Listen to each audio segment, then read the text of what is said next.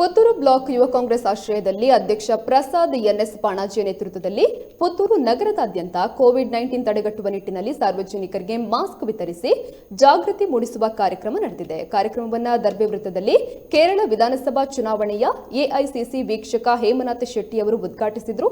ಜಾಗೃತಿ ಕಾರ್ಯಕ್ರಮದಲ್ಲಿ ನಗರ ಕಾಂಗ್ರೆಸ್ನ ಅಧ್ಯಕ್ಷ ಸೋತ್ರಬೆಟ್ಟು ಜಗನ್ನಾಥ್ ರೈ, ಸೇವಾದಳದ ಜೋಕಿಂ ಡಿಸೋಜಾ, ಅಶೋಕ್ ಬುಡೋಳಿ, ನಗರಸಭಾ ಸದಸ್ಯ ರಾಬಿನ್ ತಾವ್ರೋ ಸೇರಿದಂತೆ ಅನೇಕರು ಉಪಸ್ಥಿತರಿದ್ದರು.